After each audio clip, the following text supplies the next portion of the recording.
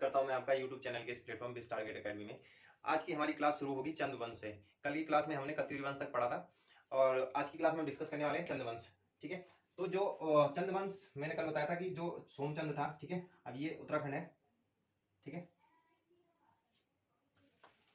ये उत्तराखंड है, ठीक है,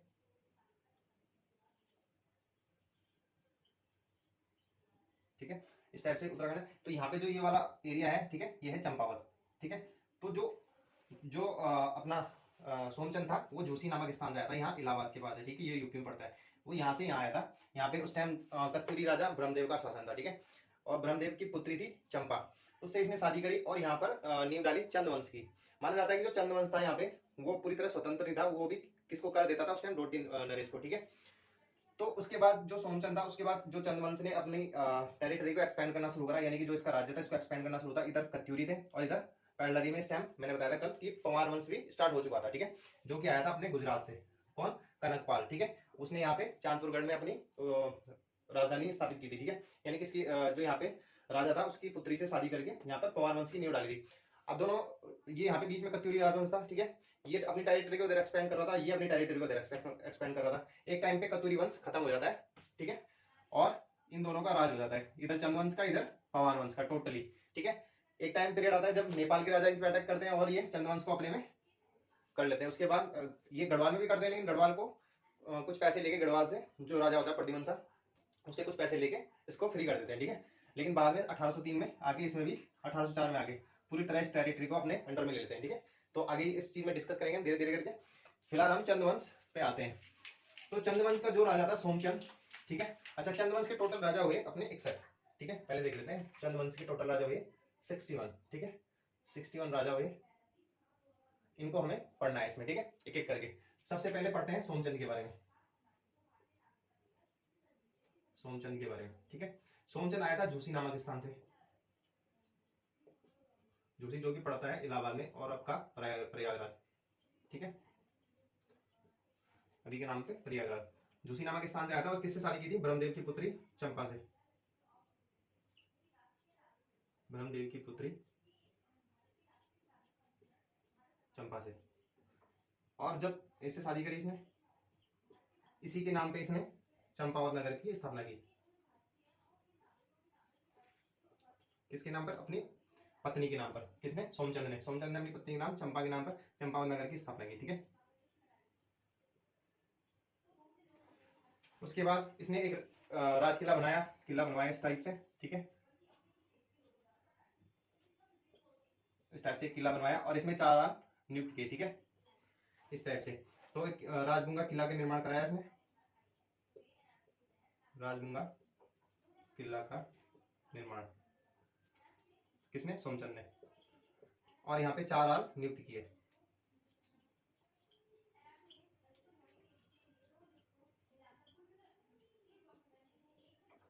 ठीक है, इतना क्लियर हो।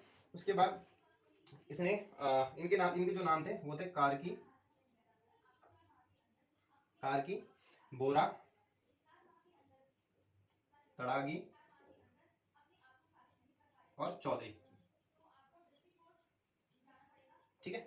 तो ये इनके 4 नाम थे, ठीक है। तो सोमचंद के बारे में जो डिटेल है वो इतनी मिलती है और इसके जो शासन के बारे में जो है वो थोड़ा सा मतभेद है कि ये किस टाइम इसने शासन करना स्टार्ट किया था। यानी कोई मानता है 700 ईस्वी, ठीक है, 700 ईस्वी मानते हैं अपने बद्रीदत्त पांडे की, 700 ईस्वी के आसपास ही आया था, ठीक है, बद्रीदत्त पांडे मानते हैं कि ये 700 ईस्वी के आसपास आया था, ठीक है। लेकिन वही एटकिंसन मांगते हैं कि ये 935 ईस्वी के आसपास आया था। कौन मानते हैं? एटकिंसन, समझ में? और हर्षदेव जोशी ये मानते हैं कि जो थॉरचंद था ये चंद्रवंश का संस्थापक था। कौन मानता है? थॉरचंद संस्थापक था, ठीक है। तो कौन मानता है? हर्षदेव जोशी, ठीक है। तो ये थोड़ा सा कॉन्फ्लिक्ट है, इसमें से क्वेश्चन नहीं बनता है, फिर भी देख लेते हैं भाई। 700 ईस्वी में मानते हैं बद्रीदत्त पांडे जी, हिस्टोरियन है तीनों के तीनों। उसके बाद एटकिंसन मानते हैं कि 935 ईस्वी में आया था और थॉरचंद मानते हैं कि जो थॉरचंद आने वाला राजा है ये कम से कम 23वें नंबर का राजा है। तो ये मानते हैं हर्षदेव जोशी कि यही क्या था? चंद्रवंश का संस्थापक था। तो तीनों में कॉन्फ्लिक्ट है। ज्यादातर जो सही माना जाता है वो बद्रीदत्त पांडे वाला माना जाता है, ठीक है, 700 ईस्वी के आसपास। तो अब नेक्स्ट राजा देख लेते हैं, इंद्रचंद। तो इसके बाद जो चौथा राजा था वो था इंद्रचंद, ठीक है। तो इंद्रचंद के बारे में जो जानकारी मिलती थी वो मिलती थी कि इसने इसके टाइम पे रेशम रेशम का व्यापार वो हुआ करता था, ठीक है। इसका व्यापार रेशम का व्यापार, इसके टाइम पे रेशम का उत्पादन होता था और इसका ही व्यापार करता था, ठीक है, रेशम का उत्पादन, ठीक है, रेशम का उत्पादन और इसका व्यापार करता था, ठीक है। उसके बाद नेक्स्ट है वीरचंद। कहा जाता है कि ये क्या था, भोग विलासी राजा था, ठीक है, भोग विलास में लिप्त रहता था।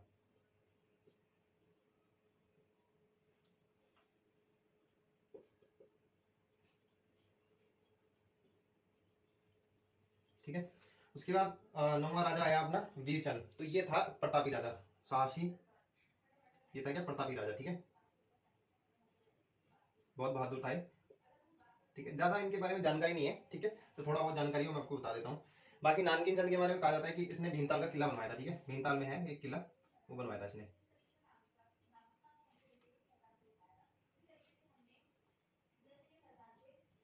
ठीक है। इन लोगों के बारे में ज्यादा जानकारी नहीं है, ठीक है। थॉरचंद के बारे में सिर्फ हर्षदेव जोशी और फ्रेजर ने, हर्षदेव जोशी और जो फ्रेजर ने कहा है इसको संस्थापक माना है, ठीक है, फ्रेजर ने इसको क्या माना है, संस्थापक, इसको चंद्रवंश का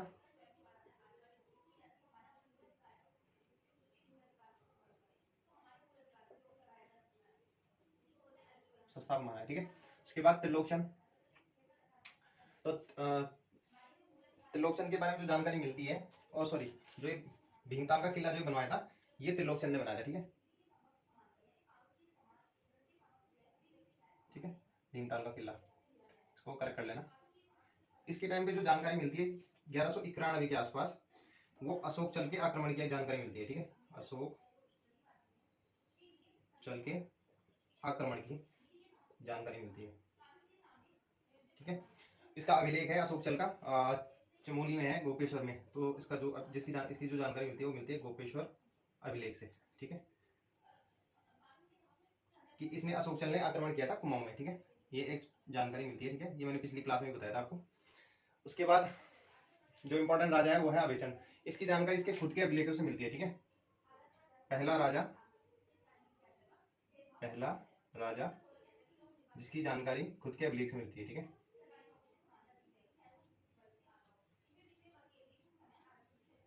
स्वयं के अभिलेख से मिलती है, ठीक है। कौन कौन से अभिलेख हैं इसके, इसके अभिलेख हैं मालेश्वर,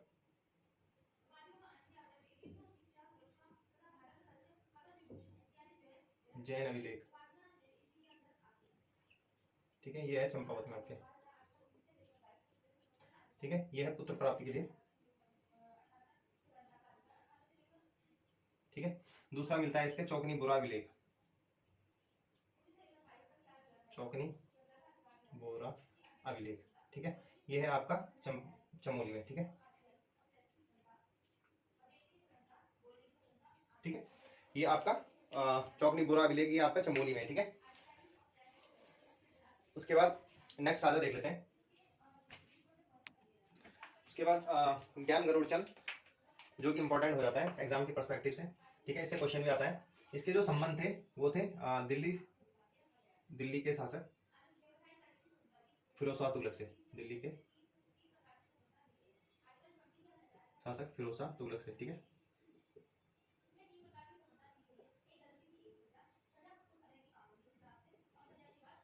ये उससे भेंट करने गया था, ठीक है, और जो फिरोज शाह तुगलक था उसने इसको गरुड़ की उपाधि दी थी, ठीक है, तो इसने लगाया था, इसका नाम था ज्ञानचंद, तो इसने ज्ञान गरुड़ चंद अपना नाम रखा, ज्ञान गरुड़ की उपाधि। और ये सबसे महान, सबसे प्रताप, मतलब सबसे प्रतापी शासक था, ठीक है, चंद्रवंश का सबसे प्रतापी शासक, किसका, चंद्रवंश का,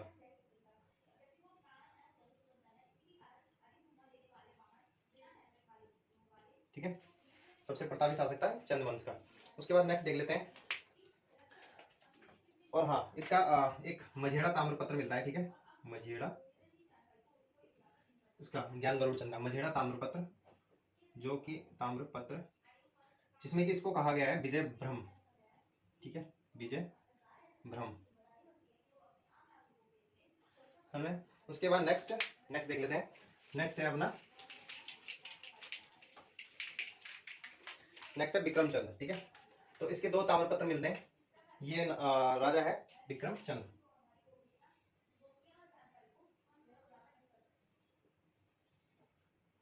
इसके 2 ताम्रपत्रों का उल्लेख मिलता है, ठीक है। इसकी जो जानकारी मिलती है, 2 ताम्रपत्र मिलते हैं इसके।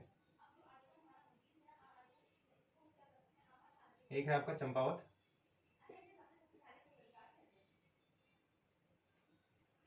और एक है बालेश्वर, ठीक है, बालेश्वर मंदिर ताम्रपत्र, ठीक है। एक चंपावत, दूसरा बालेश्वर मंदिर ताम्रपत्र। इसके बाद आता है भारती चंद, ठीक है। इसके बाद आता है राजा भारती चंद। अब भारती चंद के बारे में जो बोला जाता है वो ये है कि इसने सबसे पहले उसमें नेपाल में आक्रमण करा था, ठीक है, डोटियों के आक्रमण करा था। सबसे पहला शासक जिसने नेपाल पर आक्रमण करा था।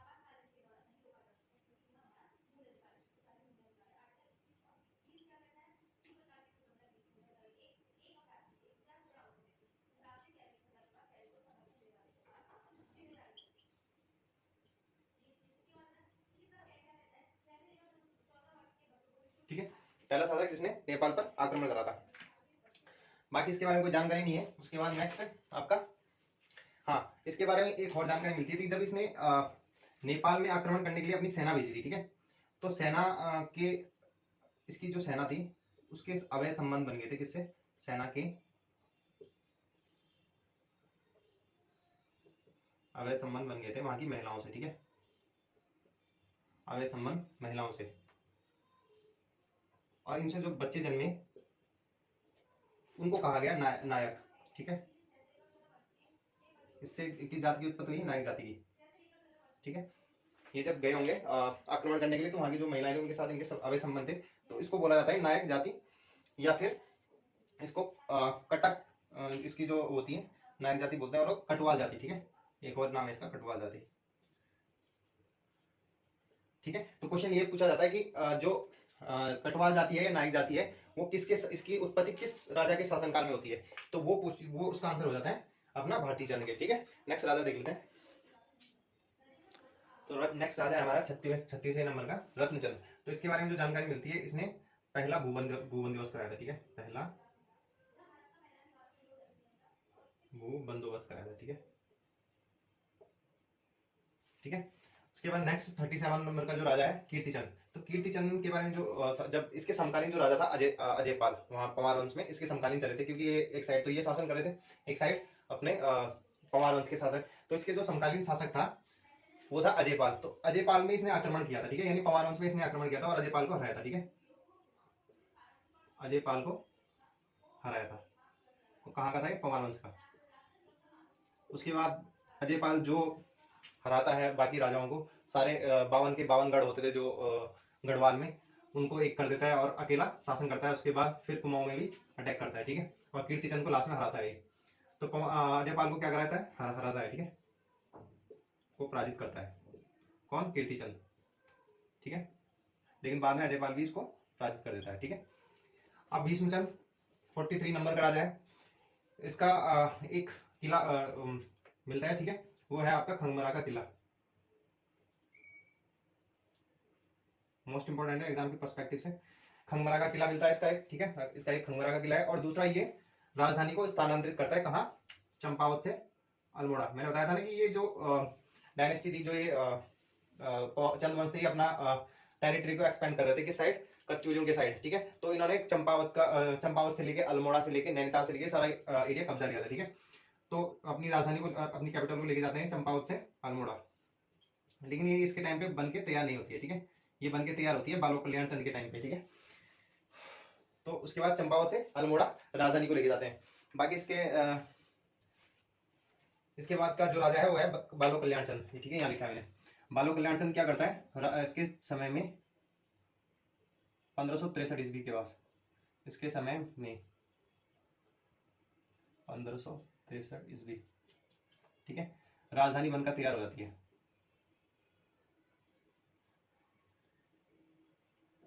बनकर तैयार हो जाती है, ठीक है, ठीक है। इसके बाद इसका नेक्स्ट पॉइंट, ये भी एक किले का निर्माण कराता है, ठीक है, उसका नाम होता है लाल मंडी किला,